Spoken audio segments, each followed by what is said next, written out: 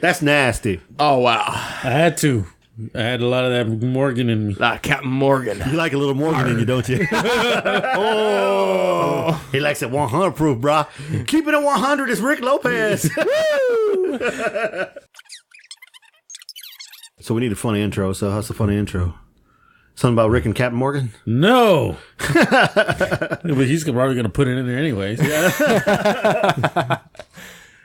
Let's see here. Hello, everybody, and welcome to Critical Thinking Podcast. I'm your host, Kyle.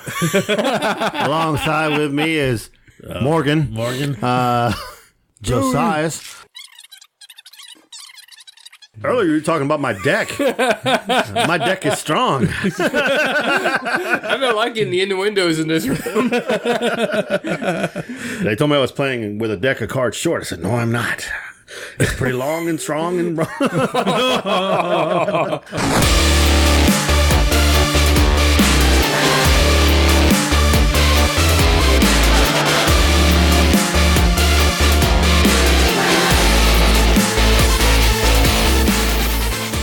Hello and welcome to another exciting episode of Critical Thinking Podcast. I'm your host, Kyle, along with my co-host, Rick the Rizzo, and our other co-host, Sean. And the other Mexican in the room, Miguel G. and this is a critical look at all things gaming, movies, collectibles, and so much more. Hi, everybody. This is Miguel Garza with Critical Thinking Podcast. Kyle is out there finagling with a young miner in a car. that just sounded wrong, finagling. Well, he's making a deal. Right? That just makes it sound worse. It's not a code for sex. He's selling a car. Is that a code for sex? Now, anything that comes afterward is wrong. That's just, nothing. Kyle is doing nothing. Nothing illegal. Nothing illegal. That we can speak of on the microphone. Yes. That's that right. we are aware of. We are not aware of any illegal activity going on these premises. What are you? What do you call those people? Did you say what he is? No, what are you, dude? It's a fucking Captain Morgan, dude. That's 100 proof. I'm keeping it 100. I'm the legal advisor. Actually, I'm keeping it 200 because as much as I've drank already. But I put a little bit in this cup, and I was like, God dang. Your eyes already red. Is that the demon in you? Are they? No, they're not red. So you're his political advisor. Huh? So Kyle running for Congress in the next couple of years. That's why you're like, he's doing nothing illegal. I'm out there. I'm not a crook. Well, I mean, he's going to probably run as vice president for The Rock, you know. Nice. The Rock ain't gonna want Kyle. What's he gonna pull? Southern racist? Come on. Come on. All Gotta right. get the Mexican in there somewhere. I mean, Well, he is half white. Hey, he could do that. He's half white, half brown. Yeah. He Hey. works on both sides of the thing. That's right. both sides of the fence. They be standing on the wall. He's like, I represent these guys and these guys. I represent these S's over here, and I represent these white guys over here. All right, well, let's just move along with the show. All right, move along then. You're the one that's drunk. Move right along. I was like, let's go real quickly on how our weekends were. Since we're on a Monday night right now, Miguel, I know it was your birthday weekend. How was your birthday? It was this old man right here. Well, it was so rough, bro. I couldn't even get any sex in. That's how tough it was. It was a hard weekend, and I was that way all the time. They was blue and they were hard. Whoa. No, TMI. no. Saturday I actually got to go places I'd never been. Ecstasy. No, I went to Top Golf. I've never been to Top Golf before ever, and so it was this Mexican guy with his college buddies, and I did a little drinking there too. Not a lot because I had the boys. I had the boys with me in the car, so I had to be, respectable. Like Eric, the drunken Lopez, I had to be respectable.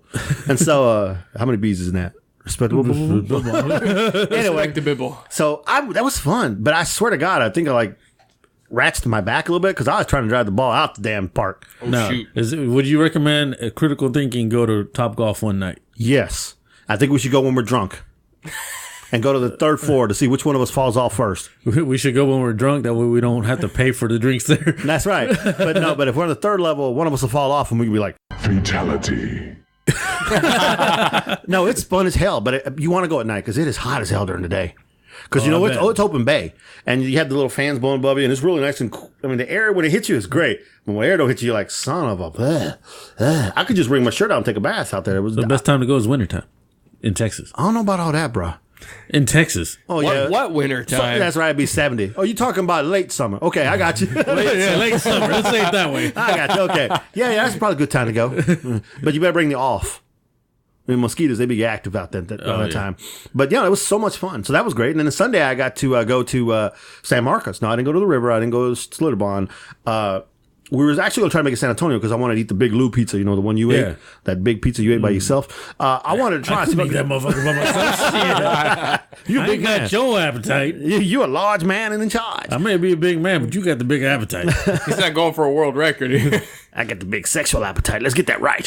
But anyway, we didn't make it because we spent 4 hours walking around in 105 degrees in San Marcos. Good Lord.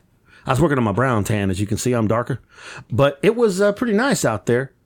So anyway, Sunday in San Marcos, did all that walking, bought a lot of clothes for the boys. Tried to make the Big Lou's in San Antonio, but didn't make it. So we wanted to be in the Outback Steakhouse. I ate a 22-ounce T-bone, I think is what it was.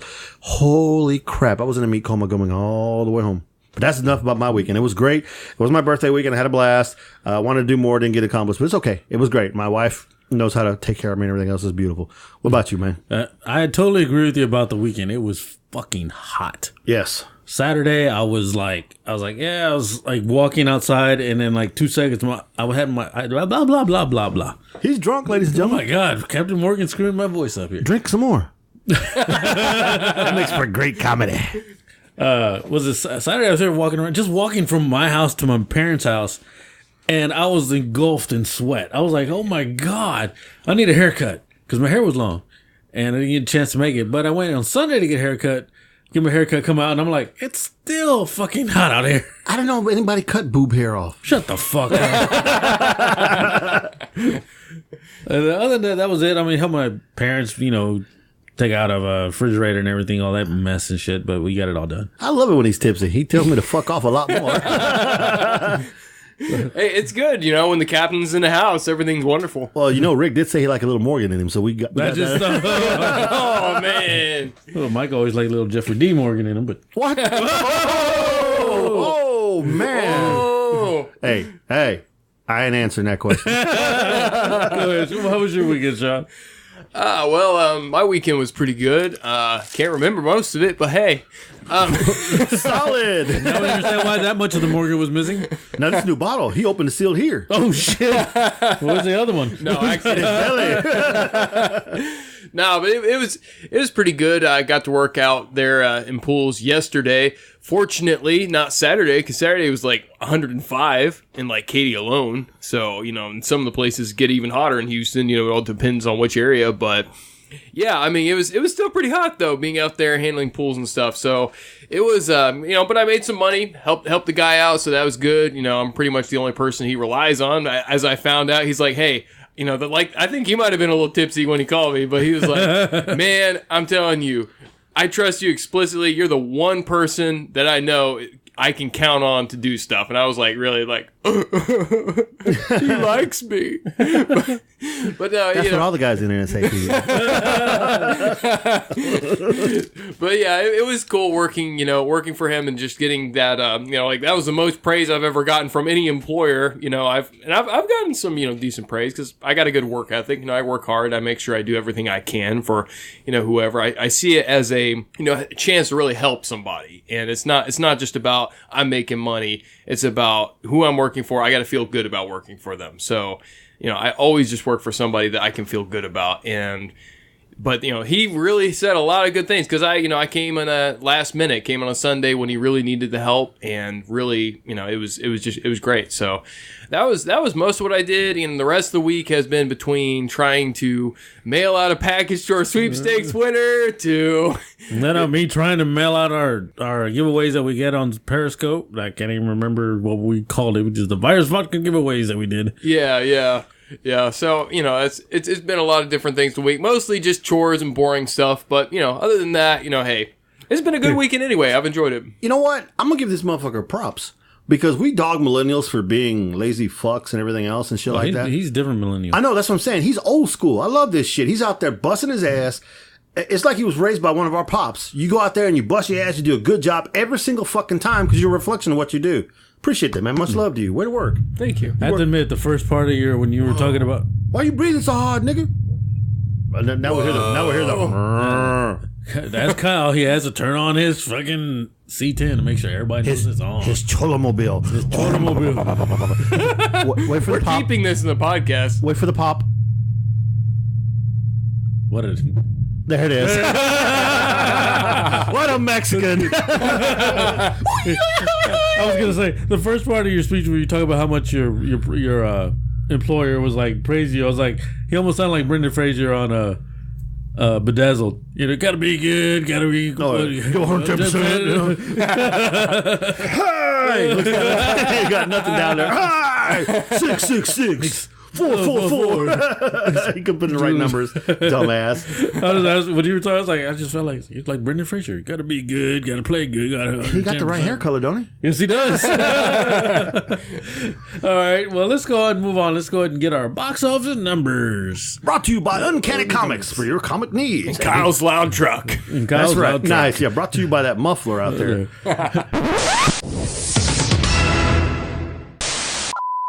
All right, coming in at number 1 was Dunkirk. Rick didn't like it. I thought I would say, like, for my review for it, I would say it would be like Sexual Chocolate from Come to America. America. It was good and terrible. And that was your review. Holy crap. That pulled in 26.6 mil with total gross of 101 mil. Hey, it beat his budget Yeah, by $1 million. Success. in 2 weeks. Hey, you know. That's only one. How the hell does that happen? People don't respect your opinion. No, I'm serious. It had a budget of 100,000. If this was the weekend gross, the first week, not second, this is first. That's pretty weird. And it's 26, and yet the total gross is 101. No, this is the second week. It came out last week. Oh, it came out last week? Yeah, it came out the week before. Joe, don't bring no more Captain Morgan up in here. Rick fucked up. My bad. I'm looking over here for the week, and I'm sitting over there. What the this hell? is going to be a weird episode. You realize that? Coming in at number 2 is the Emoji Movie. The who? The Emoji. Okay. Emoji. The Emoji Movie. We're number 2. Francois. I wanted to check it out. I haven't seen it yet. I pulled in 24 mil with the total gross of 24 mil with the budget of 50. So it made half its time. Yeah, but you want to know something? What's that? You know how Sean and I know you're gay? You want to see the Emoji Movie. The Emoji. I don't want you. I don't pay for it. Okay. Second trip is what the second trip. The third movie that came out. Sean says it was All Black Girls Are Funny. Yeah, it's his favorite movie of the year. Favorite movie. Girl Trip pulled in 19. Total gross is 65. Really beat its budget of 19. You realize at the end of the year we're gonna have to give out our own awards. You know, there'll be the Kyles, the Rickies, the Shawnees, and the Masterpiece. Masterpiece. Sure about the Masterpiece? How does Master P get involved? All right, Where is Master P? All right, coming in. See him? Oh, no. Coming in at number 4 is Atomic Freaking Blonde. this is the one that Miguel wants to see because it kept throwing in his face at every movie he went to go see, And I didn't get to see it. and he still hasn't seen it. I actually was in line to buy the tickets. I really was. No shit. I was at the box about to get it, and then the wife called and said we had to do something else. Like, damn. Subliminal messages do work, people. I don't know. I just want to see Charlize there and kick ass. Who doesn't? I want to see her kiss a woman. Who doesn't? Okay. I got nothing for that. It was like our total gross of 18 mil with the $30 million. Rick ain't drinking no more. No more Captain Morgan. Who's driving you home? You, thank God. And you're the one that got more. Maybe I should drive you both home. I'll tow your car behind the van. I don't know. It made a little bit over half of its budget of 30 mil. You know, I thought I had a bigger budget than that. I'm surprised. Well, it's just her kicking ass, so you really don't need that much to have, Kick somebody in the face with a boot. Yeah. Okay. You But know, had Jude Law in there too, so figure it had me some money. What is it? 29 million? Is that their salary? maybe, I don't know. That's interesting.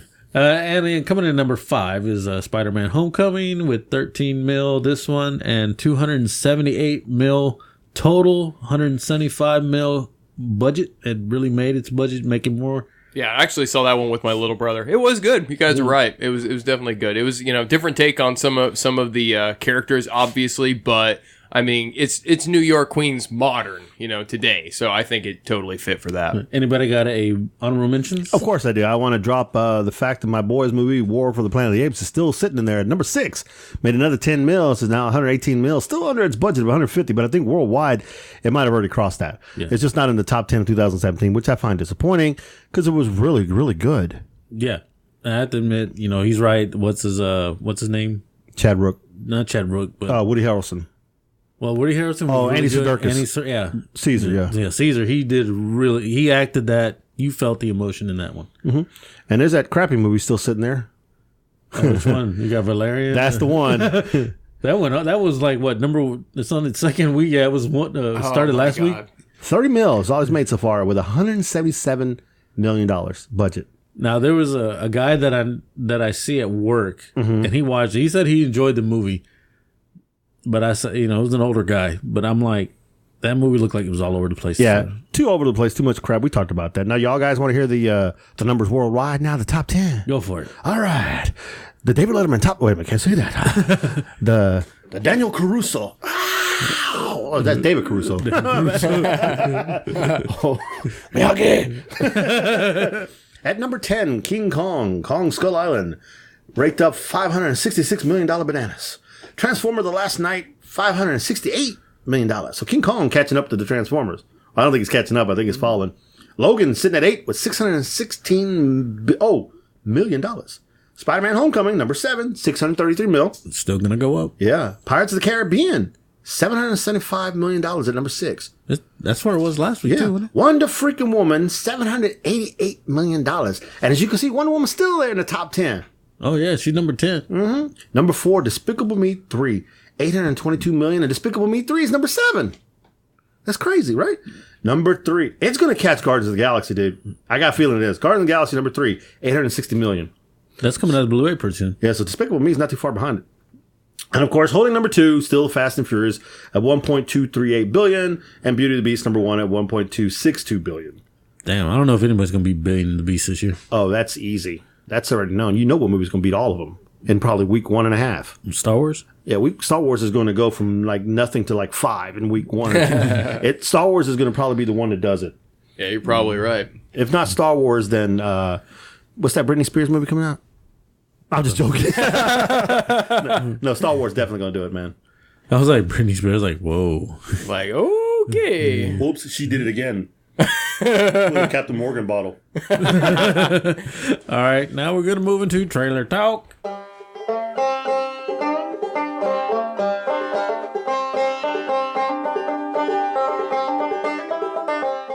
Yeehaw! Sean didn't want to bring. Pigs are still in my trailer. Get them out. It's like Sean didn't bring in no kind of sound this time. Get them pigs out of my trailer. They brought the cows in. So we got to take a sip of our Captain Morgan. Every time somebody makes a noise, you must drink. No. Oh, no. We can't do a drinking game now. You guys are already way too up there. All right. Every time I mess up talking, we take a drink. Oh, no. We're going to die.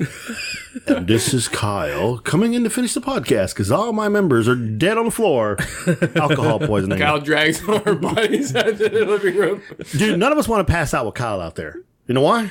Because we'll wake up and see pictures of us in ridiculous positions. No shit. Yeah, because the downfall is he's going to move y'all on top of me because he ain't going to pick my ass up. Funny thing is, if y'all 3 passed out, I would definitely do that shit to y'all. And that shit would be all over Facebook, Instagram. But look at these mad lovers. All right, first trailer we saw was called Ready Player One. This looks like it was based in the future, and I guess everything goes virtual reality, gaming-wise, and I guess people living in slums and stuff like that, but gaming is so big. And I think the whole movie is going to be based with them all in virtual reality. We can't buy no bread, but we can play some games. Oh, yeah. I mean, what'd you think, Miguel, when you first saw that one? When I first saw it, I was like, this looks stupid. But then I kept on, it's virtual reality. They're playing, this is sweet. Now, if they died by playing it, that would make it better. Yeah. But it is very excitable, and it is very interesting. I think I'm definitely going to see this. I don't know if I'll pay like $8 to see it. I'll pay to see matinee. But it's something I think I want to see on the big screen because it has all the characters of video games, the characters that I like. And I love the virtual reality crap. Yeah. Now, imagine if you watch it in 3D. Oh, hell yeah. What's funny is that when he's talking about all the characters that he liked, is like Steven Spielberg is directing this movie. And so it's bringing in everything Spielberg has done. And he's with, what, Universal, or he's got his own I don't even know. But, he's bringing in, you got the DeLorean, you got all the stuff like Indiana Jones. He's bringing all the characters in. Freaking saw the God of War guy in there. Did I see Freddy running around in there too? Yeah, Freddy was in there. Iron Giant was in there. But Mike really, he went all ape shit when the Rush song came on. Oh, yeah. Tom Sawyer. Okay, I told you once, and I said it before and I'll say it again. Nothing makes a trailer better than the music you attach to it, and a movie as well. And then also, it was kind of bringing in NASCAR a little bit in there. Yeah, it was Speed Hot Racer Wheels, too. Yeah, Speed Racer 2 was great. So what do you think, Sean? I mean, I think it looks crazy as a mashup. It kind of reminds me, as far as the concept, it kind of reminds me a little bit of like Black Mirror that plays up on Netflix. It's actually kind of like a BBC show, I guess. It's British produced. We've talked about it before. Yeah. But it kind of reminds me a little bit of that as far as the dystopian elements. Also kind of reminds me a little bit of Judge Dredd. But maybe not as corny or weird, but whatever. Depends on if you're going from the comics or the original movie, or we don't even talk about the remake movie. But yeah, it looks interesting. I gotta say, and all of that combination of characters and things that are going to be involved. I mean, I love mashups. Like I was talking about before about I was reading the comics that were mashing up Marvel and DC. It's fun stuff, and it's almost impossible to do it wrong, because it's just so many well-established characters, and you don't have to get too in-depth because everybody's in it. So it's just fun to watch the chaos. Now, the interesting thing, I'll add on to that, and we'll go to the next one. He said it good. Mashups. Can you think of a really cool mashup right now off the top of your head? No. Fox, Marvel. Oh, Spider-Man Homecoming? Spider-Man and the Iron Man people and all those guys. That's the mashup that everybody needed because, remember, Fox was holding out. Yeah. Yeah, you're right. Them working together. I mean, I was surprised. Like, actually... So they joined in together. Somebody gets the sales on the merchandise. Somebody gets the sales on the movie. They came to an amicable agreement. Now we got the greatest... and just can't wait for Infinity now. When I had it in the news beforehand, Fox said, after Homecoming 2, the deal's off. Mm-hmm. But I'm pretty sure as much money as they're going to make, they're going to renegotiate another deal. Dude, they're printing money. That's like Pixar and Disney. They're printing money. Yeah. Pixar thought they were getting away, and then Disney bought them. Show that money. Yep. All right, next trailer we're going to go to. We saw before, really wasn't much. It was just a teaser, but now we saw Bright, the trailer 2. This is one with Will Smith. And it looks like demons and fairies and humans, we all live in the same plane of existence and everything. It looks interesting. It's all based on where I guess it was there's a magic wand that gives everybody a wish. Expelliarmus. I mean, this reminds me of a couple things. It reminds me of a I guess it was kind of a teen book series that was made. It was called Artemis Fowler, and it was actually that one. You know about that, yeah. That was actually really well written. I really enjoyed those books. Probably like 8 years ago, 10 years ago, something like that. It also reminds me of kind of like the Harry Potter world and a bit of like the Fantastic Beasts and stuff like that. So I do enjoy that whole concept of taking like the old fantasy into the modern world and urbanized, gritty world. It seems like this one's doing it almost more than they usually do. Like it's going to be even more modernized and urbanized and throwing that in with cops and stuff. So I think it's fascinating. Yeah, I thought it was a big surprise because it was Netflix that's bringing this in. It's in December, but oh my God, it was huge. It seems pretty ambitious for Netflix. Yeah. Like, and Netflix has done some amazing things. I mean, it's not even putting it lightly, but even for them, it seems pretty damn ambitious to be doing something this big, and from the concept itself, trying to pull it off to Will Smith being in it and stuff. I mean, it's hardcore. As a reporter for the National Enquirer, fairies are real. I thought it was gonna be stupid when I saw the stupid fairy hitting the bug zapper, but then it was freaking funny, and then Will kills it. Like, is this gonna be a comedy? And then it got all dark. Yeah. Like, oh hell yeah, that's cool. I mean, it piqued my interest right off the bat. I don't know anything about these books you're talking about or anything about this movie, but yeah, you're right. Netflix is killing it, man. Holy crap! I can't wait till that comes out. Oh yeah. So I give it a thumbs up.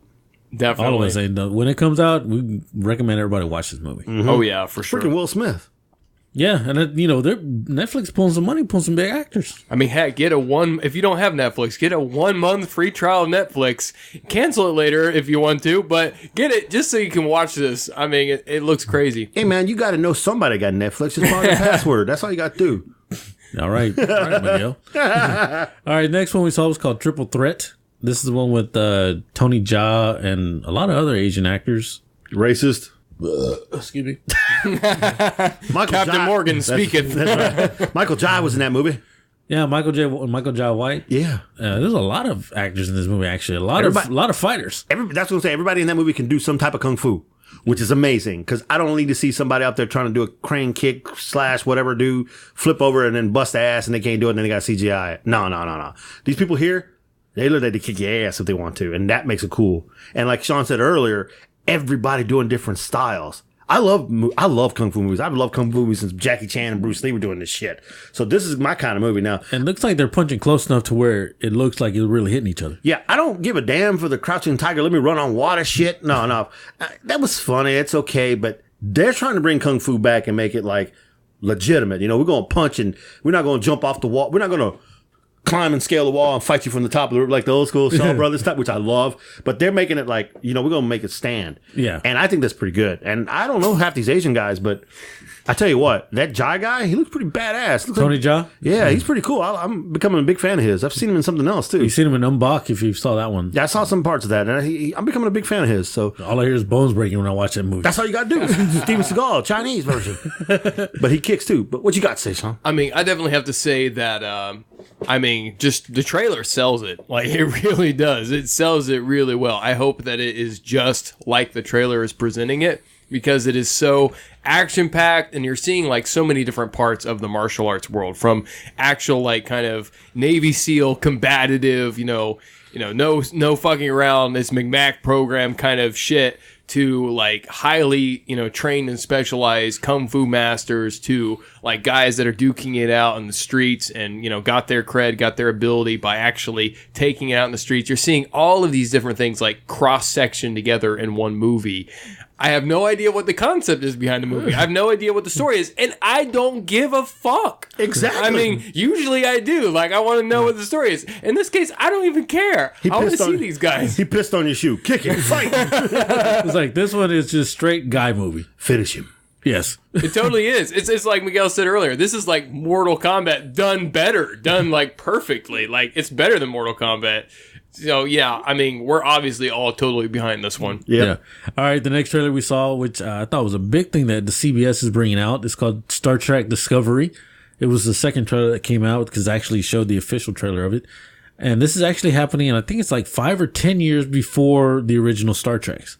So this is how they learned how to warp drive, and how they got to the Klingons, and how the war probably started. Which part really fascinates me, because it seems like they really emphasize a lot more on the Klingons, and I always felt like they never got enough attention in the Star Trek series, and it's like this time around, they're really getting a lot of emphasis, and it's going to dig more into the culture, and a lot into the intensity, and then, I like the modernizations of how the actors are portraying these roles and whatnot. So it does look really good. I just hope they stay away from politics too much. I hope they stay more in just storytelling mode and not like we're trying to sell all kinds of different political ideas.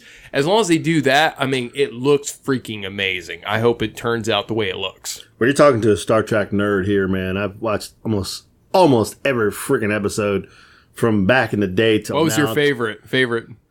Trouble with Tribbles. No, actually, I take that back.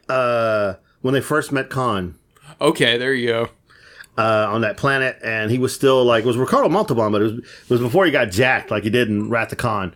But like you, I love the Klingons. I love the Borg, but I'm such a Klingon lover. So much that when we... Shut up, Rick. I love my Klingon women to punch me in the face. Exactly. Klingon women do it for me. If you sit there and you're going to start talking Klingon, we were like, what the fuck? I know Klingon. Don't mess with me. I know how to say a few words. But I watched Frasier. Don't you remember that episode where he spoke Klingon instead of Jewish? Yes. That was a funny episode. But anyway, you're right. They only show them being mad at us, wanting to fight, wanting to kill the Federation. And now we're going to get that deep story as to what the freak happened. Don't mess it up, please, Jesus. Don't do like you did the Borg and give it a collective of one person leading it, because it was a collective and it wasn't led by a woman. It was just roaming around. It was an entity. So when they added the woman in the Star Trek movie, I was like, okay, I'm gonna go with it. But you like fucked it up. Yeah, but and then you want to make Data like, oh, I need skin. No. But no, with the Klingon, yeah, and it looked really good for CBS. Yes. I mean, how long has it been since Star Trek's been on freaking regular TV? Man, I don't even know. Only the first episode was going to be on regular TV. Oh. All right. The rest is on CBS All Access, but it's also CBS. but it's also going to be on Netflix. Oh, there you go. There you go. Netflix again. Dude, do they have Netflix is going to rule everything by the time it's all over. They got pictures on somebody? I'm just wondering. Pictures on everybody is what I'm thinking. Hey, but kudos to CBS for joining up with Netflix on that. And it looks so freaking good. Yes. And some of the actors they got playing are decent, not superstar actors, but they're like that next level. The actors didn't get that super break, but they're right there. They're like TV star actors. Yeah. Totally. So I'm stoked. Yeah, and the CG doesn't look bad. No, not at all. It looks masterful. That's what makes it even better. Now, back in the day with William Shatner and Leonard Nimoy, God rest his soul, you could do as well as you could, and it was still kind of cheesy. Could you imagine what the hell it would have been like if you had those guys right now in their youth starting Star Trek now? Oh my God. Yeah. Okay, first of all, the reason why it was so good is because the actors they had were so good. I mean, come on, Montgomery Scott. I can't think of his name right now. It's in my head. Anyway, the actors that played everybody from Bones to Scotty to Uhura, they were all great. They all were really good actors. Back in the day, actors could really act. Christopher Reeves, all those people. That's why Superman, and I'm going on a tangent. Let me get on my soapbox here, okay? That's why Superman back in the day was so good, because Christopher Reeves could act. And if you see him in anything else other than Superman, that's why he was amazing. Yeah. But yeah, I'm amazed by the graphics. I'm hoping the acting holds up to it, and I hope they don't mess up the storyline like Sean said. And give me some Klingon love, brother, because you need some Klingon love. Rick's face right now. You get a little Romuel in you want some Klingon love. He wants the KD. No, what? The KP. Klingon women, baby. I like Klingon women. You got to punch them in the face. You know that, right? That's a rating mutual. I was going to say a raping mutual. That's not right. It's a mating ritual. You punch them in the face. Because did you not see that episode where it was the Next Generation, where the Klingons and the Federation were doing I like to call it like an exchange student program.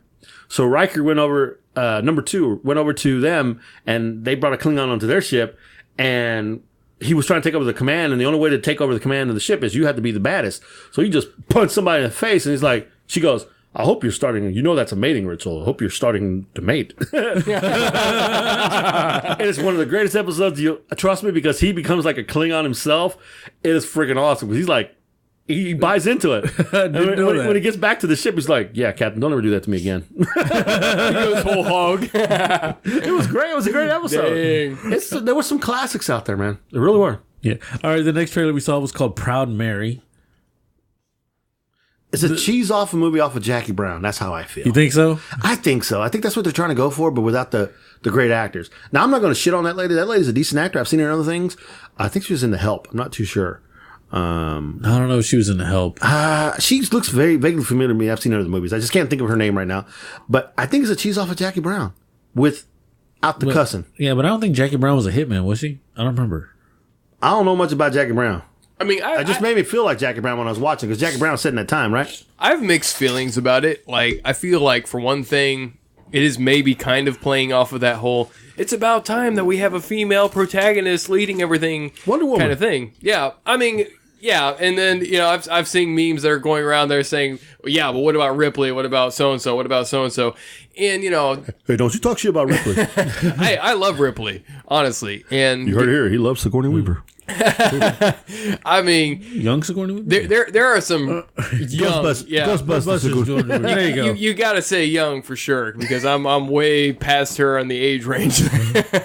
But how'd you say, Rick? Once you go gray, you never. Oh God, no! How did that go again, Rick? I got that from Long and Shard. Once you go gray, there's no other way. There you go.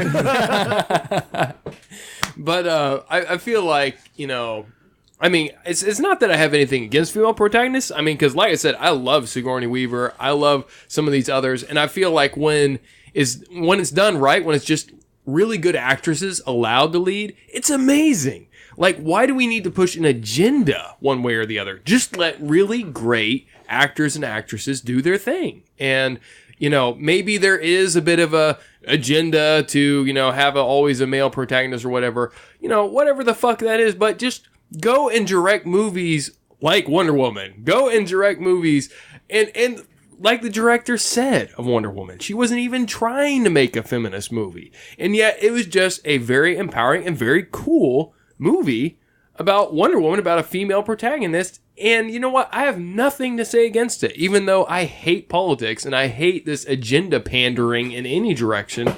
That was such a just neutrally good movie. And I hope that this movie is more like that and not just trying to ride on the, you know, the whatever, the skirt tails of Wonder Woman. I hope this is a movie that just has a really good vibe, a really good actress playing the protagonist. It does kind of seem like that by her portrayal. I mean, she seems like a really great actress. It seems like she's going to really sell the role well. I mean, it just depends on, I guess, the spirit of the writing and the spirit of the directing. But it could be a really good movie. It seems almost retro James Bond with a, you know, female, you know, African-American protagonist. So it could be really cool. I'm not discounting it. It reminds me of the comic book I was reading called Velvet. It's about a female spy. She's badass like that, but she's not African-American. But they kind of had that feel because it's kind of based a little bit in that time. But again, I'm not shitting on the movie because, number one, it's an African-American female lead. And I was thinking about that right now. Is there really any protagonist movie with an African-American female lead? I mean, I started thinking about that. Not in recent memory that I can think of. Only one I can think of that used to try to cast people like that in that role were Halle Berry. Halle Berry and Pam Grier. Or Halle Berry in that one movie I told you from WWE where she saves the Abigail Breezen from the kidnapper. But again, they're kind of sex symbols. Yeah, too, not a superhero or not like a badass specializing. So, but anyway, going on that note, this young lady, like I said, I've seen her in the movies and I cannot get her name right now in my head, but she is a great actress. Don't discount her. She will bring legitimacy to the role, but Sean hit it right on the head. Is the script any good? Yeah. And like I said, it was mainly a teaser, so hopefully... Hey, she capping fools left and right. I got no problem with that. I'll watch it. I'll watch it and give you guys a review, for sure. Yeah. All right, the next one we saw is called Rebel in the Rye, which is based on the book Catcher in the Rye, which none of us has read. Because we're not nerds and we get our ass kicked in high school. Because we're all fucking illiterate. We'll just be able Because we were drunk half the time during English. But honestly, it looked interesting on how he came up with the story. Yeah, I'm actually... remember I told you I thought it was Ernest Hemingway at first. I thought we were going to World War I, but then it was World War II. And I'm like, I don't know this. And who was playing it? It was the young guy that played Beast. Yeah. And I'm like, it has freaking Kevin Spacey in it. Yeah. So you know it's going to be good. So you know, I mean, Kevin Spacey's going to make that really dramatic type. And you know he's going to be good. Yeah. Hey, and you can tell some of the parts he was talking, he was like he was drinking some Morgan. Mm-hmm. Well, I am interested in this movie, not because of certain things. It just intrigued me because I know nothing of this story. But the fact that it has war, being a veteran, it has the fact of war and how PTSD affects people and how, you saw how he reacted when he made that comment. I went to war for you on this. You went to war? I shouldn't even be alive right now. Yeah. Yeah. It's like, that's why now in sports they try to say we're going to go to war. No, we're not going to war. You're going to go play a game. We're going to play till we die. No, you're going to play till you're exhausted and you can't go no more. The coaches changed the way they talk because you can't say that. Yeah, you can't do that anymore. Mm-mm. So, I mean, it's not being political. It's not trying to be an ass kiss. It's trying to be, you're not out there fighting for your freedoms right now. Now, if you go in the military later, okay, you're one of those people. But you're not out there having to, your life on the line. Yeah. So it's different. Yeah. It's a different meaning about going to war. There needs to be a level of honesty for sure about, the kind of terminology we use and the way that we do talk. We shouldn't compare icons in sports to people that are actually preserving our freedoms and actually having to go on, like firemen having to go into freaking burning buildings to save people's lives. I mean, I got nothing but respect for firemen. Yeah. I mean, we shouldn't be comparing as if they're on the same level of sports heroes. So I definitely agree with you on that. But because you hear the courage. No. Courage is charging a machine gun nest when it's you and your buddy gets clipped down and you're still going at it. Courage is running into a burning building where you may not make it. You can only save yourself or the little girl in the building. You save the little girl. Courage is standing in front of someone taking a bullet while trying to stop an assailant from killing her. That's courage. Yeah. Or there was, I remember a story I read a while back about a British SAS soldier. He was on a roof with a couple of other guys. I think this was in Afghanistan. He actually took the grenade, even though they train them not to do this. But a grenade was tossed up on the roof. He ran for the grenade and tossed it back because he was like, I'm not letting this kill me and my platoon. Like, he was back there. He had a good chance, fragmentation, so it may or may not hit you. But he was like, no, I'm not letting this hit my guy. So he runs up there and grabs it. I mean, that's heroism. That's not the same thing as trying to make a goal in a football field or a soccer field. It's not the same thing at all. I dropped 45 points. We won the championship. I'm a hero. Okay, no, you're a great athlete and you did a tremendous job. Yes. Yeah, we do need to be realistic about what real heroism is. So he brought up a story. I don't remember. It was my grandfather, not my other grandfather. He had told me a story, and this is the funny thing is, okay, there's nothing funny about this story. Interesting thing is that Hollywood has actually used this before. There's actually been instances of young men in war who have actually jumped on a grenade. And my grandfather didn't see this specifically, but his same group he was with, a little bit further down, one of the guys, his gun jammed and everything else, and everybody was like frozen. He jumped on it. Yeah. Died. I don't remember what else happened, but it was, That's true heroism right there. Self-sacrifice. Save my brothers. Wow. These are my brothers in arms. My brother here, my brother there. They're not my brother by blood, but they're my brother by And I get that, and that's probably why I grew up that way. That's real love. That's real heroism for sure. But getting back to the trailer, I really feel like it's great because they're presenting that part of his story and where he's coming from. You kind of get the feeling that that's going to add to his writing. That's going to add to what he does. So I want to see this movie and read the book. Yeah. It got us on both. We're like, God damn it! I've never read that book. I feel stupid now. I need to read this. All right. The next trailer we saw was Tales from the Crypt. It's coming to TNT. M. Night Shyamalan is the one that's bringing it back. Miguel did jump in the trailer. I should have known it was coming. Jump scare. But we didn't know it was M. Night Shyamalan until afterwards. So, hey. I didn't get the jump scare because I saw it beforehand, so I knew it was happening. Oh, trying to act like a badass over here. Come I was drinking my Captain Morgan and didn't want to spill anything, so I moved back. You mistake that for a jump when I was moving back. I'm the one who researches all this stuff. I don't know what the hell you're talking about. Anyway, so what do you think, Miguel? Because I know you were... if he does it right, or are you going to tear him a new one on this one? Okay, look, M. Night Shyamalan is sketchy at best. He's had some great movies, and he has some shit storms out there. But I've thought he's done better down the road. I think he's also elevating his game like some actors do down the road. But he did come back and write The Happening, which wasn't happening because it was messed up. Now, the movie was so funny. It was because the stuff that was happening on was so ridiculous that I couldn't stop watching it. It's like, it's a wreck, but I got to keep my eyes on it. But I enjoyed Devil. I enjoyed The Fifth Element. I enjoyed a bunch of the Unbreakable. If he messes this series up, I'll cut him. I swear to God, I'll cut him. Because I don't know if he can really mess that up. But I don't think he's going to be adding the secret twists and all that other crap like he normally likes to do. But the interesting thing is, Tales from the Crypt already does that shit. Yeah. So it's like he said, it's candy to him. But he is a horror guy. He loves horror, and this much I know. And I think he's going to take it back old school. I'm going to give him his props and think he's actually going to make a success of this. And the fact that TNT bought into this, he must have showed him something or gave him ideas that they loved. Yeah. And... I'm going to cross my fingers and hope M. Night Shyamalan Ding Dong, and I still am from a friend of mine, does a great job. And I hope he does because I love Tales from the Crypt, and it needs to be back. Remember, it was on HBO, though. Yeah. So how much creepier can it be on TNT? I'm kind of glad he kept the Crypt Keeper. Of course. It's classic. The Crypt Keeper has to be there. He's iconic. He's the iconic. And you can't change him. No. What about you, Sean? I think, and it's probably going to be strange coming from me, but I think M. Night Shyamalan, even though there's a lot of things that I wouldn't agree with the way he's done movies, at the same time, you got to give the guy props that he's willing to take risks and do crazy and weird things that's just true to his own directing and his own thinking.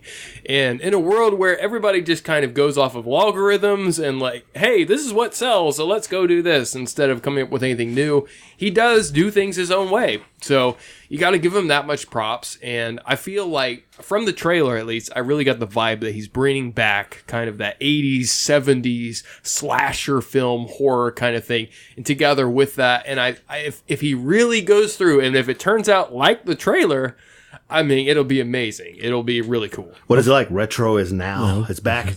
Oh, by the way, M. Night Shyamalan, you can tell us all go fuck yourself because he made that movie for $5 million. And How much money they make? Oh, Split? Yeah. I mean, I think we've established a trend because Atari is coming back. Yeah. So, I mean, if that doesn't say, I don't know what does. We've established a trend. We're in the middle of an 80s retro trend, and it's happening. And I like Sean's words. Give the man props because he does it his own way. Yeah.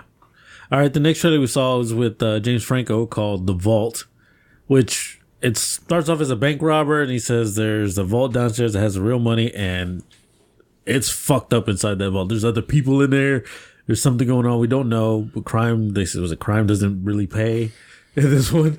So I don't know. I took it as more of a thriller horror movie because it looked like there was killings done down there, and they're actually killing the bad guys too because you shouldn't open the vault. I mean, again, it looks like we are returning to kind of classic horror roots and actually being like, okay, bad people, you get consequences. And it's like, that's what it's going to be about. So it's not about the surprise of that, about what the plot is, but it's about the entertainment of how they actually pay for their crimes.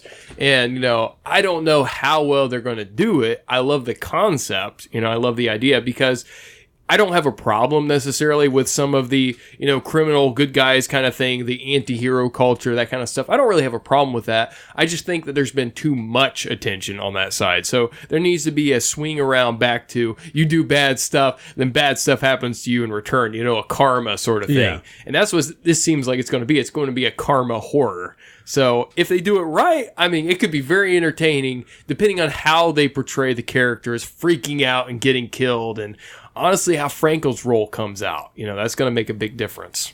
Yeah. I'm a James Franco guy. Yeah. I'm a big James Franco guy. And he does all kinds of movies. He doesn't give a damn. I mean, he's doing that stupid ass movie about the room. Yeah. I'm like, what the hell are you thinking? But this movie, I was wondering when I saw this trailer, like, okay, oh man, we got a robbery. It's like a bank robbery movie. All right, cool. Let's see what this is going. What the hell? There are demons in that vault? And it makes me wonder if Franco controls the demons, or if the demons protect the area and they know of it. All bank managers have some kind of knowledge of that. And so if they release them, if any other people die, is it by them or by the bad people?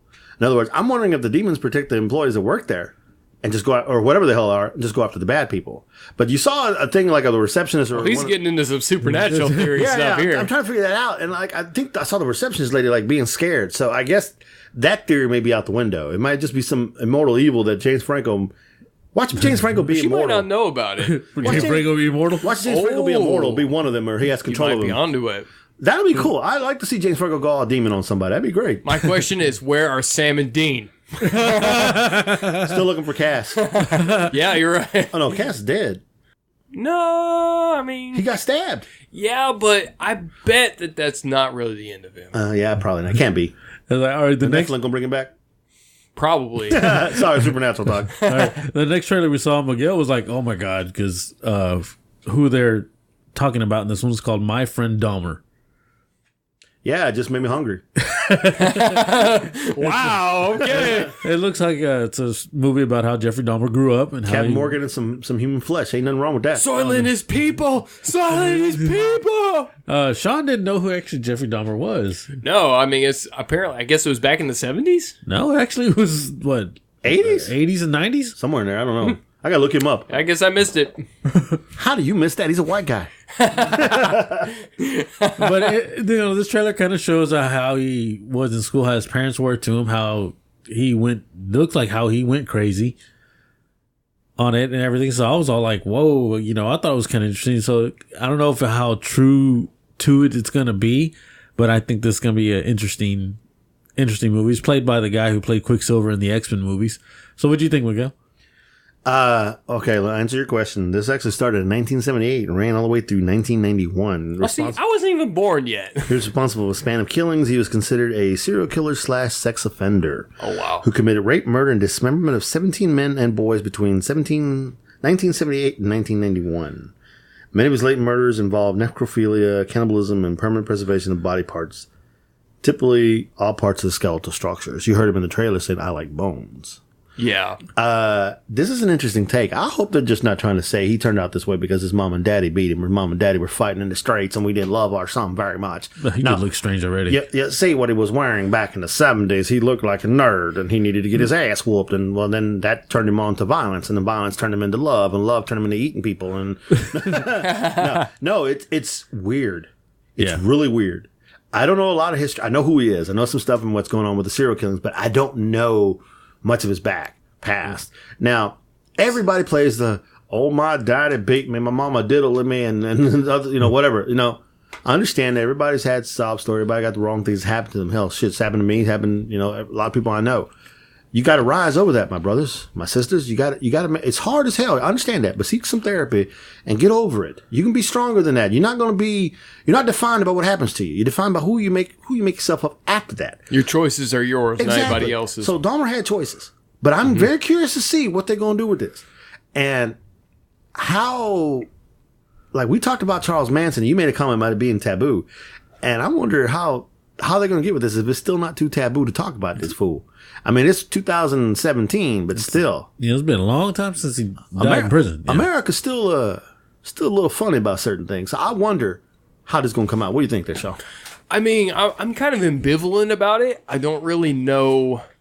Say, man, people drunk in this damn room. Use common words. So I don't know what to think of this. Yeah. Us drunks understand that. It looks like it could be. I kind of have a 50-50 feeling about it, where part of me is like, could we deal with some of the truth of what it's really like, of where these people really come from, and what causes somebody to be this messed up, Maybe a part of it was his own choices. Maybe a part of it was he just had a serious freaking issue, with his brain, with his mind, and he wasn't working properly. Getting into the depths. Not that I want a documentary about it per se, but I mean, if they have a movie that is to the extent that is possible, being kind of realistic to the character, realistic to what kind of caused him, it would be interesting.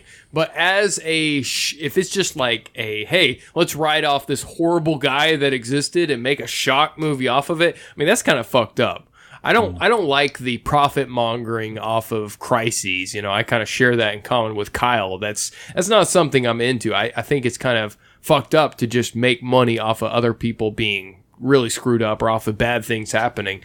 But there's a difference. There's a fine line between just profit mongering off of fucked up things and trying to really bring light on what happens and what, sort of a bit of an educational bent of this is what's going on in the world. And I guess it depends on which side it falls on that moral compass for me. So this dude got killed in prison in the shower. Two prisoners in there, they beat him to death. They bludgeoned him to death in the head and everything else. And the one prison turned and killed the other guy too. Then he walked back to his cell and told the prison guard, God made me do it. Huh, wow. So that's how his life ended. Okay. God works in mysterious ways. Nice. Wow. God works in mysterious ways. All right. Talking about God. I don't know if that's a great segue, Rick. You'll get us jihad on us here. The next trailer we He saw. didn't say all of it. We're okay. Okay, my bad. The next trailer we saw was called The Star. You're going to start controversy with this movie. This one is based on the first Christmas, of course, when Jesus was born, but it's not going through the eyes of the people. Mary, Joseph, or anybody else. Yeah. No, I was offended, sir. it's going through the eyes of the animals. And, Miguel was kind of laughing and chuckling with the... I didn't know such things, sir. Brother Miguel does not know what to think of this movie. The Lord told me. No. I'll give you two opinions on this. Number one, the funny Miguel. I actually thought it was actually quite funny. It was, okay, that's an interesting take. I mean, whenever they talk to Mary or whatever, the baby, it's serious. But when the animals are doing their own thing, it's really funny. And even the animals trying to warn him was funny, too. Yeah. Now, the real Miguel is going to get to you like, dude, people are going to be pissed off. There's going to be some Catholics at the line, some Baptists, everybody going to be bitching about something, and this is the movie they're going to bitch about. Because we're they- making fun of the birth of Jesus now, and so you can't do that. In all honesty, they're not making fun of the birth of Jesus. He's doing exactly what Animals they is. should not be talking when Jesus is being born. Jesus is here, and now we're making a movie about animals instead of Jesus. That's what's going to come out there. The Lord doth say it. And that's how it's going to go. Oh, my bad. I hate this microphone. It'll be back on mine over there. But that's how it's going to come out. You know it is. Yeah, I mean, on. we all know it's like People bitched about Mel Gibson's Passion of the Christ. Yeah, you're right, and that was as respectful as possible. So you're probably right. I mean, there will be a certain degree of outrage. Everybody just needs something to complain about. The Pope's going to come out and say this movie is funny as hell. And then people still bitch at it. I mean, I'm just saying. It's the days we live in. Somebody's always going to find something to get pissed off about anything. I mean, it's the political correctness. It's the what is the word? The entitlement mentality of the day and age we live in. There's always somebody that's going to find some reason to be outraged and have, It's like, hey, this can't be too bad. Oprah's in it. I was going to say that to you. Now, how many people are going to catch backlash from making this movie actors, right? But then the fact that Oprah's in it makes me wonder. I mean, that tells you they're trying to be respectful with it right there, right? Just saying Oprah's name tells you they're trying to be a little serious with it and funny. Yeah. So it's not made to be disrespectful in any kind of way, but yet people are still going to take that. There's going to be hardliners upset about it, and I agree with that. But I think most people are going to be able to see, and even if you really just watch the trailer from a observer's perspective, from an unbiased perspective, it doesn't look like in any way it's insinuating any kind of disrespect to Christianity or to Mary and Joseph or Jesus or anything. So anybody that does get offended, well, fuck them. They need to just chill out. They got Tracy Morgan playing a camel. And right Tyler there, Perry. Yeah, Tyler Perry. Now right there and there were Tracy Morgan. People were like, see what I'm saying? And then you got Tyler Perry. And you got Oprah. And then now if they had Eddie Murphy playing the donkey, there might be some problems. People were really pissed because now we know we're making fun of him. But it was funny because the donkey was talking. He's like, you got to listen to what I say. You got to do this. He's like, aww. He's trying to warn her about Herod or whatever. I mean, I think it's a really interesting way because it's a great story, regardless of where you stand. If you're an atheist or you're a Christian or you're a Muslim or you don't know what you believe or agnostic, whatever, Buddhist, whatever. It's a great story, and taking the story from a differently imagined perspective from animals that are actually really funny, it looks entertaining. It really does. You know what it reminds me of? What? Just hit me. It reminds me of the children's Bible. You know how the children's Bible always tries to make it simple for the kids to understand? Yeah. Who would you take to see this movie? If you want to know about kids. Kids, yeah. You take kids to see this because the animals talking about Jesus and everything else and trying to save Jesus. So it's a way to approach the kids about Jesus and stuff like this. So it makes me think about that. But people don't need to crap on this movie. Give it a chance and it might be something I'm probably going to buy it because I think it's cute. I think it's interesting, and it's something I probably would enjoy showing my grandson. Yeah, I think we just don't need to all be so outraged about everything, whether it's Christianity or Islam or atheism or whatever. We just don't need to be outraged about everything. Like this it's like James Altucher, a guy I really love to listen to, and the stuff he's read, and he wrote Choose Yourself. It's a great book, but he coined the term outrage porn. People are hooked on outrage. Like they just want to be outraged about something. They want to find something that's like morally outraging that somebody did this. I don't think that's a healthy focus. I think that we should be more just relaxed, be able to make fun of ourselves, be able to make fun of other people and them not being pissed off and killing everybody. Hey, that's the world we should be living in. Exactly. Yeah. You going to hate somebody? Hate his girlfriend, the Cash Me Outside girl. Wow. That's some stupid shit. For the record, that is not my girlfriend at all. I was like, all right, going to our next trailer. Let's move along here real quick. This one, just, I don't know how we're going to say this. It's called Comrade Detective with Channing Tatum, Joseph Gordon-Levitt. It's basically a Russian movie that they voice-overed on it, and Mike wants to tear it up so bad right now. I'm not going to tear it up because you know what? Sean made a good point about it. It's making fun of itself. Yeah. And I think Joseph Gordon-Levitt is an amazing actor, and I like Channing Tatum, and he can be kind of funny. And the fact that they did the stupid-ass dubs and they're slapping each other around and ridiculous type thing, it reminds me a little bit of Top Secret and the ignorance of it. Yeah. So I'm not going to rip it. I will say it's not a movie theater in the movies, but it's a movie I'll watch on DVD or Redbox when it comes out. It's actually coming on Amazon TV, so he's going to be able to catch it. I'll be able to see it for sure. So I'll give you the down and dirty if it's any good or not. Yeah. Yeah, we know you want to get down. Hey, I'm not the one with Channing Tatum's fetish. Come on. That's not me. That's James Franco, damn it. James Franco. All right. Next trailer we saw was Surbicon with Matt Damon? Yeah. And looks like it's suburbia, just like in the 1950s or whatever, where everything is all nice. You can leave your door open. I thought I was watching Pleasantville too. That's what it kind of looked like. Yeah. It's very trippy. And it ends up a mob, I guess Matt Damon's wife, or he was dealing with the loan shark or whatever, and the mob's coming after because they need to pay it back. And Matt Damon just goes James Bourne. Yeah, because they killed his wife. He Yeah. tells his son, we got to stand up for ourselves. I'll make the decisions.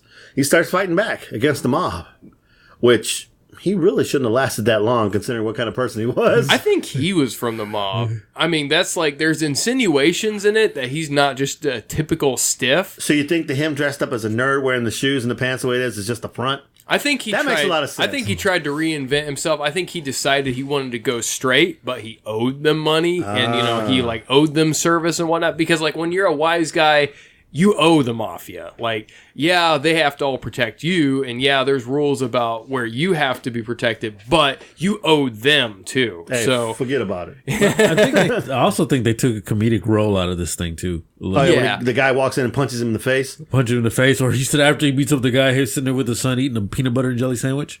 he's got blood all over him. Yeah. I could kill you too. I doubt that. Drinks that freaking tea with all them aspirins and shit in it. I mean, it's great because the trailer really leaves you like, how much is it dark comedy and how much is it action? You don't know. You don't know if it's going to be half and half, or like in some parts of the movie, it's like, okay, it's serious now. And in other parts, it's like, what the fuck? Like he goes off on a bicycle or running away from the explosion of a car. It's like, I don't know. I love the fact that, at least the trailer, and I hope the movie will be that way too, just gives you that sense of, I don't really know what's going on here, but it's crazy. And if they do that throughout the whole thing, if that's how it turns out, it's almost like Jason Bourne thrown into a dark comedy action movie. Like, I think it'll be good. What is it, Snatch? With the mafia involved. So, hey. All right, now we're going to move on again here. This one stars the guy that's playing Black Panther. Oh, yeah. Oh, I can't say his name. Yeah, I can't remember his name. He's a great actor. He's a good actor. It's called Message from the King. And I guess this is, he's in America. I guess they killed his sister. Mm-hmm. And he's going after all the guys that are, and this is actually going straight to Netflix. Yeah, this movie is very interesting. And the actors they also pulled into this movie is, again, Netflix pulling in some serious actors, paying serious money to make really good shows. I like this. It's kind of like a mob setting movie too, but not the funny part like Matt Damon. This is all straight serious. This is like revenge. He killed my family. Here come the king. And he's trying to find his sister. And I mean, it's really dead. Oh, is he? Is She's dead. That's why he's all pissed. Yeah. Huh? Because I thought it was like, I don't know where she is. I don't know what happened. Well, no, he to her. found the mark on her. I think or something like that. She was dead. Really? Okay. So that's why he lost it. I missed that part. Yeah. But if you weren't drunk, you caught it. But yeah, Hey, I was pouring for you, motherfucker. What the heck? and like Miguel said, I mean, it had, what's his name? Albert Molina? Albert Molina's in it. The one guy that played he played Owen in The Fast and the Furious. He was the one brother that got thrown out of the plane. Oh yeah. I can't think of the actor's name, but he's good too. So there's some good actors. Netflix is balling, bro. Yeah. Your take? Any more? I think that, this one does seem like it's going to depend a little more on the story, because the intrigue is going to be him getting to who is ultimately responsible for this whole thing, kind of like a Max Payne sort of scenario. So, and I love that kind of movie. It gets really fascinating if it's done right. But that's going to be the question. Did they do it right? Like, obviously this guy's got some kind of rep. He's the king, and they know him as such. It's not like the king. What the fuck? It's like he has some kind of rep. So what is he? Is he a leader of a different gang? Did he get out of the lifestyle and got back into it? You don't really know from the trailer, but it does give you a feeling like there's some backstory there. Like there's some real writing that's behind it. And I just hope the way it's scripted and the way it goes through the rest of the movie, that it's satisfying. It's one of those things that probably after the first thing you see, it's like, okay, I want to see more. I want to know more. So that's my hope about it. I think the casting of him is to add an acting side more versus than the fighting part, or the to show the intensity of anger, the loss of the family. Because this guy is deep acting, but you look at him and you're like, okay, he doesn't. I'm sorry, you see him as Black Panther, and you see how vengeful he was in there. But even when he was vengeful, he doesn't strike me as a person like, that kind of guy. Like the guy that plays Luke Cage. Now I could see him going totally badass on somebody and getting pissed. But this, this guy he shows emotion. Yeah, he's got a lot of depth of emotion. I just don't. I think Michael Julia White pulls a better bad guy than a killer crazy guy than the Black Panther guy, because I just see him as a babyface. I can't get past him. You know, he's the Black Panther. I mean, he's a damn good actor. Don't get me wrong. He's probably gonna make it really good, but I don't know if I could buy into him being that. Yeah. Well, like I said, he's going after the bad guys. He's still the protagonist of it, but it's just more of a revenge. I don't know if that's. Yeah, I don't think I can handle seeing him go that dark. That dark. Yeah. Well, I have to wait to see how he does in Black Panther. Yeah. And what I'm so stoked about that is that Michael B. Jordan's in that. And he's the white whatever. He's the white ape or whatever the hell they call him. Bad ape. No, seriously, that's what he called. I forgot that's he's the bad guy. Yeah, he's the bad guy in the movie. All right, the last trailer we saw, which I find very interesting, they're actually talking about LBJ, Lyndon B. Johnson. Yeah, we're going political on this show now, Rick. Damn you. Dumb, fucked up, critical thinking podcast. When they first started, I thought it was a movie about JFK and his relationship with LBJ. And the elections and everything else. That's what I thought. Oh, so another JFK movie? Like, damn, don't we do enough? Yeah. And then he gets popped. What the fuck? And it's like, okay, it's an LBJ movie. And starred Woody Harrelson. Dude, Woody Harrelson is on his game. Okay, I loved him in Planet of the Apes. And I think he's going for an Oscar in this one. I really do think so. I don't know crap about LBJ. This is like one of the first movies I've ever seen about LBJ. Probably need Same here. Probably gonna have to do a little research before I watch this movie, just so I have a freaking clue. Like I said, I think my father knows a little bit more about LBJ, and he can probably give me a little background on it. But it's interesting. And for a political movie, which I thoroughly hate political movies. I went and saw JFK, that 3-hour crap fest by Oliver Stone. Worst 3 hours I ever spent in my life. I want them back still to this day. I fell asleep in the fucking movie. That's how bad it was. I hit stop on the... Nice. But I want... This movie entices me. It really does. I think it's the history aspect of it that enticed me. I hope they don't blow it all proportion, go all blah blah blah. This way. You sure it's not Woody Harrelson? Nice. No. I think. Well, yeah, maybe. No. He's doing. Oh, shit. It looks. You really had to. Wait a minute. Is that Woody? That is Woody. But it's interesting. It really is. And like I said, never seen an LBJ movie, and I'm curious. I want to see it. Just don't give me a bunch of baloney. Stick to the facts. You know? Yeah. That'll be cool. I think that right there. But it's not going to be a great sell to the theater.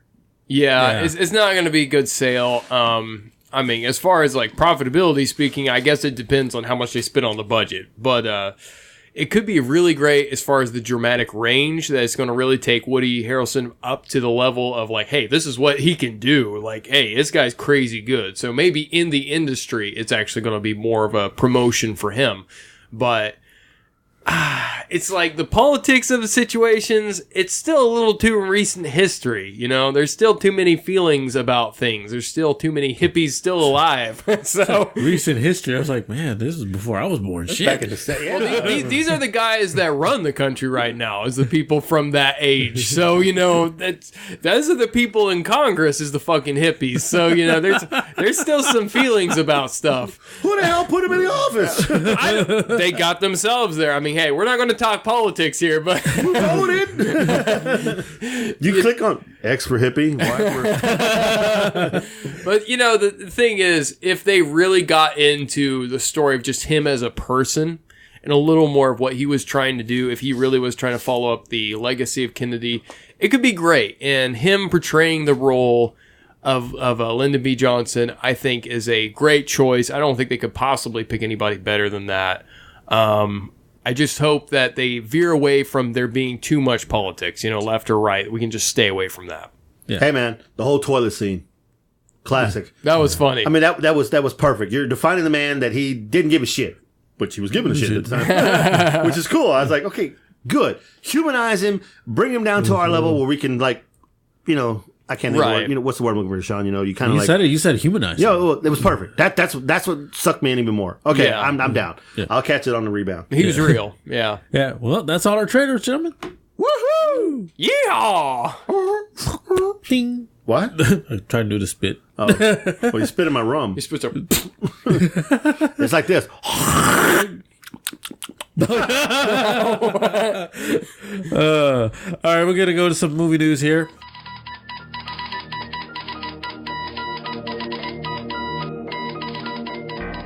I don't know if we mentioned it last week because we had so much stuff that got thrown in there, but I remember we talked about the Flash movie. Yeah. And how the Flash movie is going to be called Flashpoint. Right.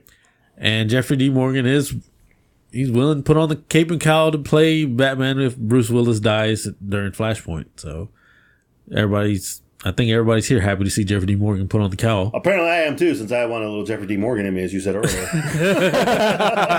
You piece of crap.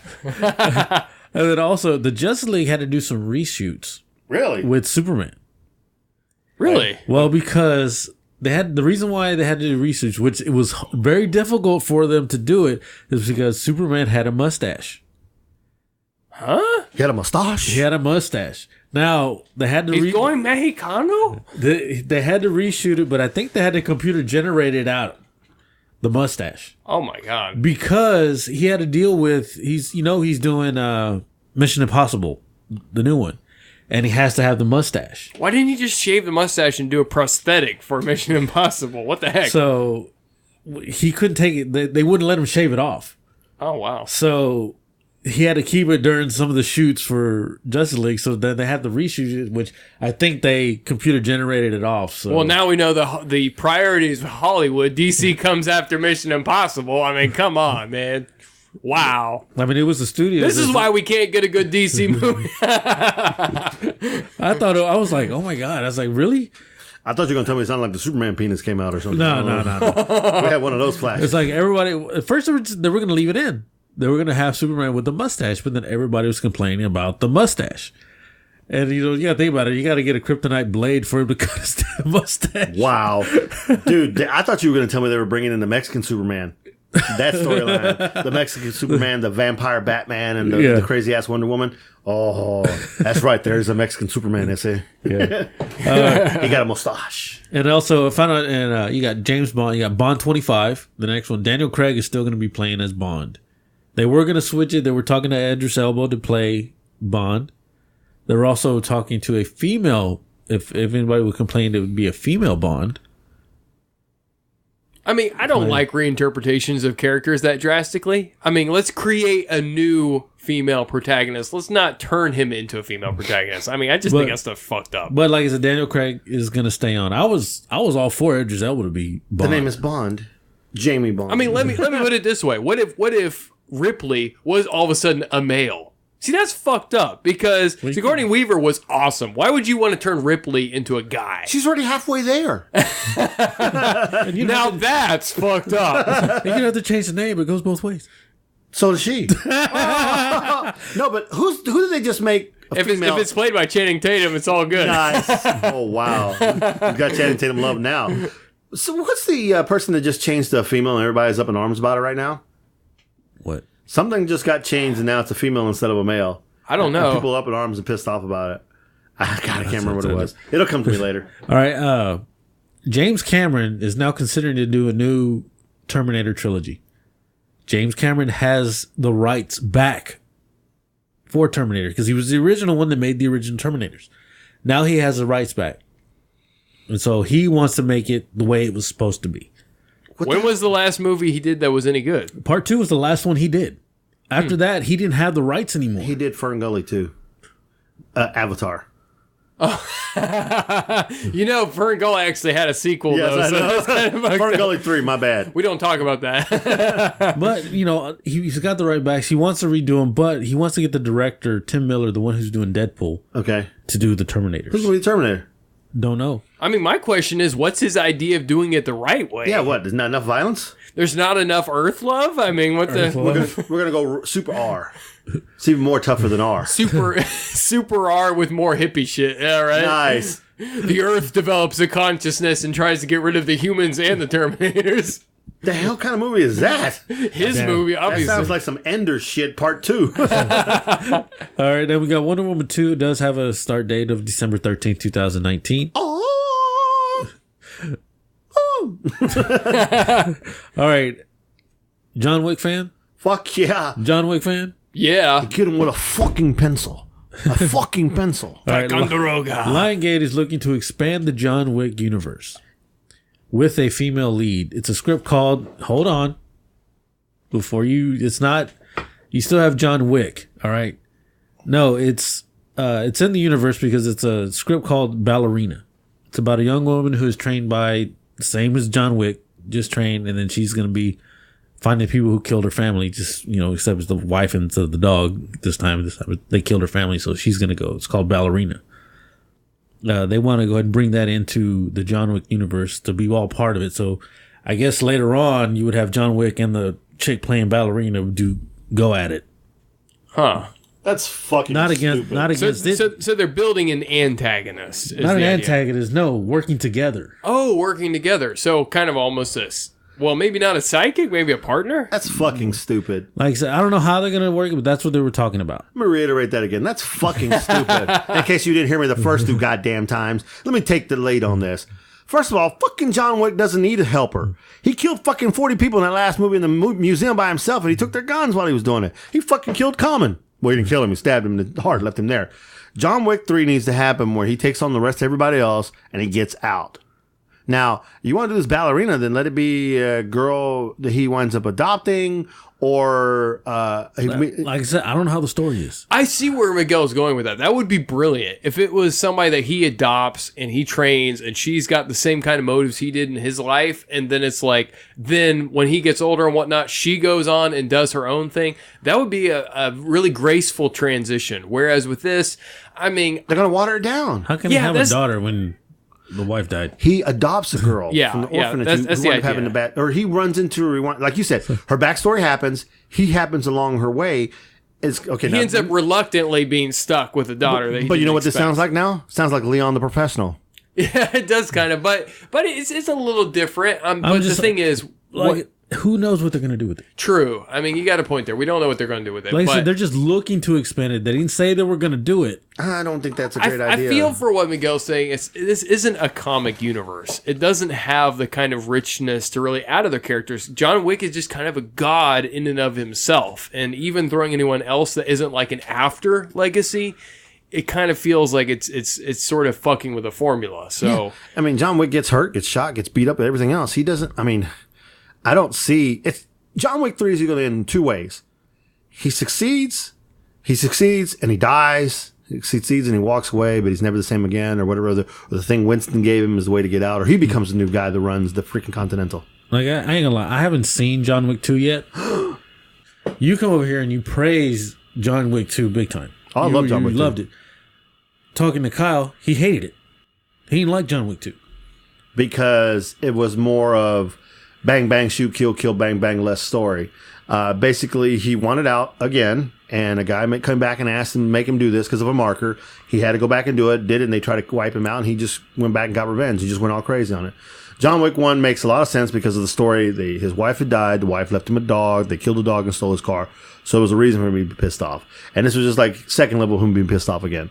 I like John Wick 2 a lot because it just shows how devious and how dirty the freaking thing really can be. And no matter what rules you follow, shit's going to happen. And, of course, they had freaking, what's his name back in there again? Lawrence Fishburne. Lawrence Fishburne? Yeah. I mean, I love John Wick 1. Don't get me wrong. I like both of them. I guess I like 2 because 2 has a hell lot more action. And he's a little bit more badass. Okay, maybe he's over the top badass in John Wick 2. Like I said, he does kill like 50 men. But it's really cool. How he does it, and he does get shot and injured along the way. He gets messed up. Don't get me wrong. And they had to, Lawrence Fishburne's character had to save his ass. I mean, they had to heal him. Yeah. But he went back at it again. I mean, it was kind of like John Wick 1.5. And that's why I liked it, is because it's leading into more. Like, obviously, it wasn't meant to be just, okay, here it is. It was meant to be like, hey, watch some more. There's more to come. And 4, as 1.5 movies kind of go, sequels are clearly just meant to lead into another sequel. It wasn't bad at all. It was really entertaining. It was fun to watch. I mean, I guess it just depends on your sensibilities about it. My boys liked it. My daughter loves it. That's 3 other people, same range. I mean, their ages. Young ages and going up to Sean's age. Maybe Kyle's just a wuss now. I mean, I'm just kind of afraid at the end of the day that they're trying to make a universe out of it when it's like, don't make a universe. Like, just John Wick himself is awesome. And there needs to be a point where you say, okay, that's enough. And it's complete. And it's really good. And, maybe Legacy. Okay, I'm okay with Legacy. Like we were saying, the daughter idea, that would be an interesting, follow-up afterwards, almost an homage to the original. But when you're adding into something as complete as John Wick, it's a scary idea. Like, how are you going to really do it right or not? It would be a creative challenge to do it better than it's already been done. Now, 3 comes out and he walks away with the dog at the end. He survives, but he's injured and everything, but he finally gets out and walks away. I'm happy with that. Now, if he comes down and he fights his way out to the end, he makes it at the end, and him and the last guy kill each other, and he dies eventually, but he dies a hero, whatever, he dies the right way and everything else, I'm cool with that too. I mean, it could end the series there, and it'll be another great series. This series has put Keanu Reeves back up there for me. It really has. Much like The Matrix and whatever, This is like, it's the perfect role for him. I don't water it down. I don't need to see John Wick 34. John Wick. Don't get me wrong, but after that, you've gone stupid. Now we're just gonna be jumping around. Let's not do John Wick Fast and Furious. Like, let's not do it. Yeah, John Wick could probably go 3, and it should end there. And if they do want to branch off, then yeah, do it by the little girl he raises, and maybe he has a cameo, or the ballerina girl, he has a cameo. That might be perfect. We'll wait and see. Like I said, hasn't been done, hasn't been approved yet. We'll wait and see. Yeah, we don't know. But I'm sorry, I'm a little passionate about John Wick. Just touched a soft spot right there. Yeah, you did. In my pants. Wasn't my fault. Wasn't my fault to touch. I was here in the studio, guys. That didn't happen. Just so you know. That was a bad touch. Whoa. Show us on the doll where the angel touched you. Bit of gaming news, kind of going back to the Atari system. What you know? It's found out from my brother, actually. Oh. From the boss. Breaking news from Eric. I like to touch myself, Lopez. Was it the Boss podcast? Yeah. Bearded Underachievers. Who? Bearded Underachievers. And they from where? Tulsa. Tulsa what? Oklahoma. Is that in the U.S.? Yeah. Okay, I wasn't too sure. Oklahoma, a whole different country by itself, bro. Well, anyways, he's the one who brought to my attention because he heard our podcast last week, and that I didn't know what the Atari system was going to be run on. It's actually going to be Android based on the system there, so a lot of the games are probably going to be free with ads or whatever, or maybe they won't. Maybe you have to pay maybe $1.50 per game or something like that For no ads? for no ads or something. Especially being Android. That's interesting. Probably be able to use your phone as a freaking controller. Wow. Play it as you leave. You can pause it on that and play it on your... That'd be pretty good. Wow, that's pretty cool. Man, how you get scooped by Bluto? The reason I say that because we know he looks like Bluto. Yeah. How you get scooped? No, because I found out last minute, so I didn't get a chance to read the whole thing, and I didn't see how it was going to be done. But you scoop. He was the one that actually read it way before me. But you're Frito.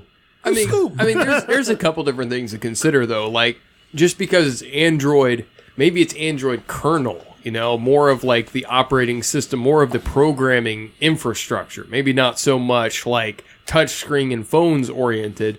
I mean, we don't know how ambitious Google really is and what kind of operating systems they're trying to develop. So just because it's Android doesn't mean exactly it's going to be phone, but it probably is going to be more simplified, more retro. So yeah, true. It confirms that question. We were like, are they going to go on a whole new take, or are they going to do really go back to their retro roots? It looks like they're really going to go by the retro roots. It's probably going to be more simplified as opposed to trying to compete with PS4 and with Xbox One. Do their own thing. Mm-hmm.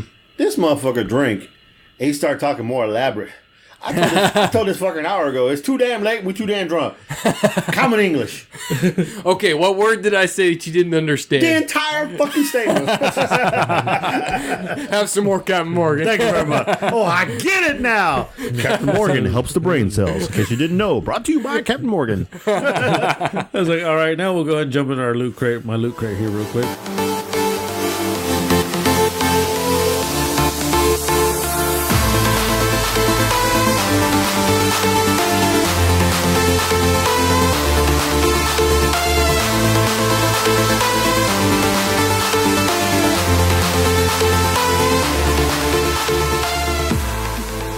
Man, that box is getting smaller, bro. Well, it was just called animation. There better be gold bricks in this one. No shit. I wish. There's a box of shit in there. It was heavy though. That's what I say. It was called animation. It was based on and a lot of Bob's Burger stuff inside here. But they got a Ninja Turtle T-shirt. Bow's Burgers. Bob's. Oh, I think you said Bow's. Like Bob's. when they start making. Hey, look, it's a sheet. Honestly, the way these T-shirts are made, It's a turtle shirt. that's what I said. I think you said Bob Burgers. No, it's Bob Burgers based. That's the theme. Who the hell wears a 5X? I do. Oh, my bad. Quit making fun of me. I ain't making fun of you. I thought you were a smaller man. And there's the pin. Okay, so this is the retro Yeah, turtles. it's the retro turtles. Cool. This is cool. My boys will love this. Nice. And then it came with a Futurama koozie, a slurm. Oh, God. This has to be the most ignorant show I've ever seen in my entire. I don't know how you people like this show. And that's right. I said you people. Because I tell you what, you know exactly what I mean by you people. You dumb ass motherfuckers that watch this show. I watched one episode of this shit with my kids. I felt like I lost some intelligence points. I ain't got many to spare. God damn it. So there you go.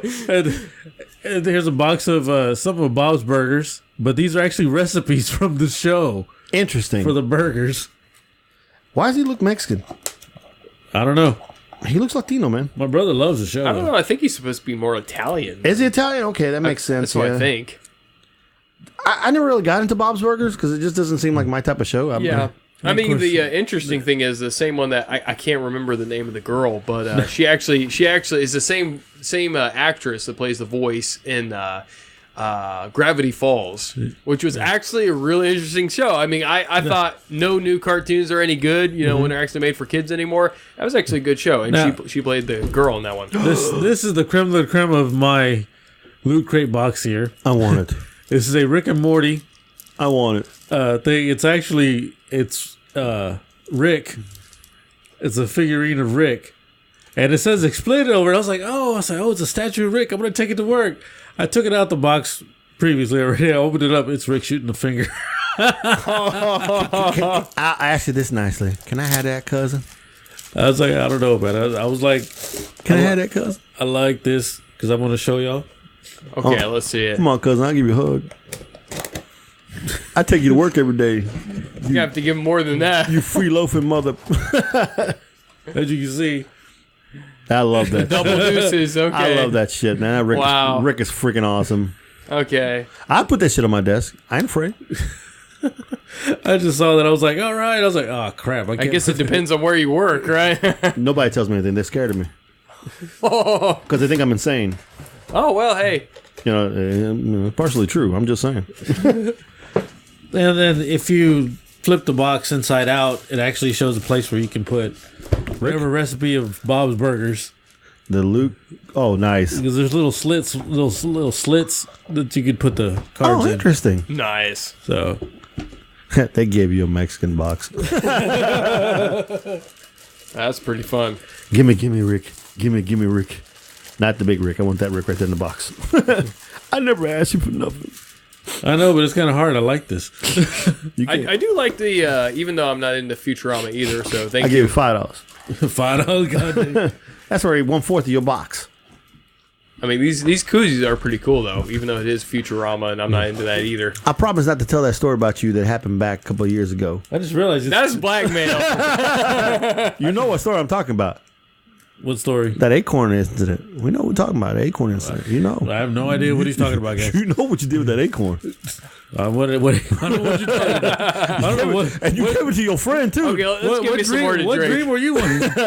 You remember. Don't be lying.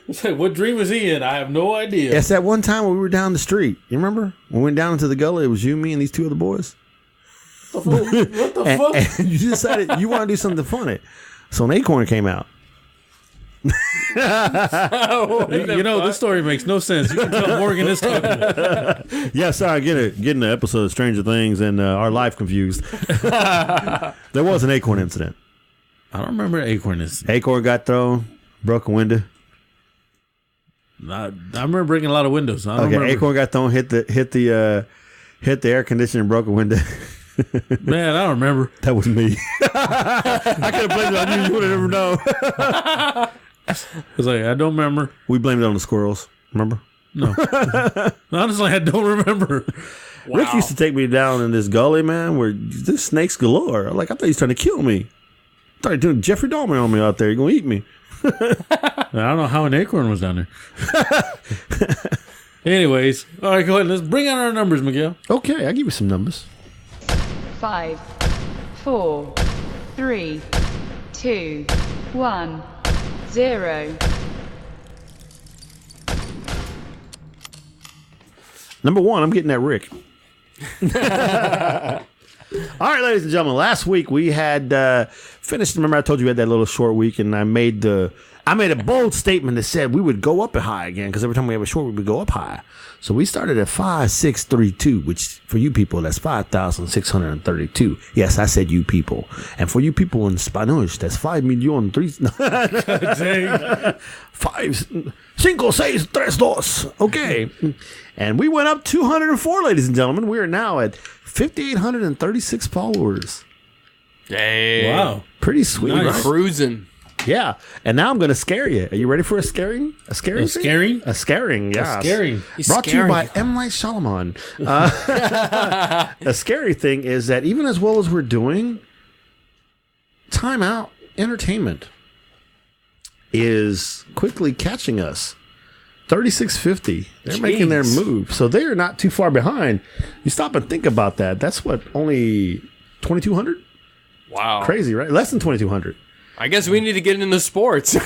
Well, that's not the thing. The thing is that them being a part association with us, a lot of people that follow us follow them, and a lot of people that follow them follow us. True. So we're actually growing together, which is an interesting thing. And if it wasn't for me, my Twitter, I'm at almost 1160. I just do that because Rick likes to bust my balls about it. No, I don't give a damn about my Twitter. I use my Twitter to help us, obviously. I don't care. I think we're doing a great job across the media board. I know you've linked in the Instagram with our Facebook stuff, and so I see that a lot more. I think it's pretty cool. And again, I just love the people that do tweet with us and do follow us. And I love the interaction of people, especially when we get on Periscope, even though it's not that many. You see maybe 13 or 11 or 15 or 20 at one point and it drops down to 3. And then, I show them Rick's face and it goes back up. And I show them my face and it goes down. I show them Sean and it goes off the rails. I'm just saying. And then we don't say we're giving away free stuff, and it goes down a lot. And then when we mention free, and then what's funny is we looked at that the other day, and what was the last Periscope we saw? It had like 187 views or some crap. And like, people see it after we're done. Yeah. That's the crazy part. I went back out there and saw that people went back, and like several people went back, and like a bunch of people went back and saw it. Not people who like Ishmael, or like people we know, like people we don't know, and they just started following us. That's great.